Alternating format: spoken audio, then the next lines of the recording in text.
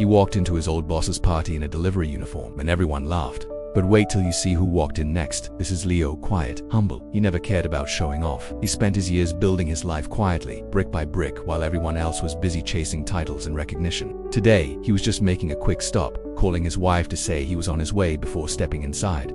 The moment he walked in, the atmosphere shifted. The room was filled with expensive suits, flashy watches, and the clinking of champagne glasses. Then the whispers started. Is that Leo? Wow, he's still delivering packages. I guess not everyone makes it in life, huh? They looked at his simple uniform and saw failure.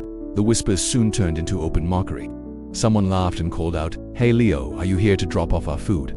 Another one chimed in. It must be exhausting working all day just to afford gas for that van. They smiled as they said it, but their words were as sharp as glass. And Leo, he just stood there, calm, silent, respectful.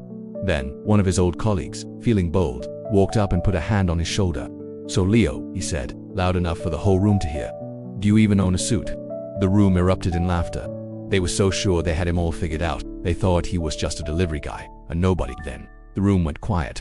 The music seemed to soften, and all you could hear were the distinct clicks of high heels on the marble floor. A woman walked in. She was stunning, elegant, the kind of person who commands a room without saying a word. Everyone turned to stare, whispering amongst themselves. That's her. She was the woman everyone admired, the one they all talked about, the one they thought was completely untouchable.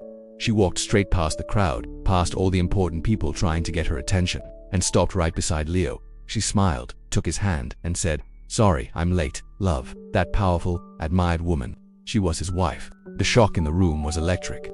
You could hear a pin drop. Faces were frozen in disbelief. You see, she owned the very company that was hosting this party. And Leo, he owned the massive logistics business that supplied every single one of them. The man they had just spent the last 10 minutes mocking had quietly built the empire they all depended on. Never judge someone by what they wear or what they do. Some of the most successful people don't need to show their wealth, they're too busy building it. If this story resonated with you, drop a heart in the comments and share it with someone who needs to hear it. Thanks for watching.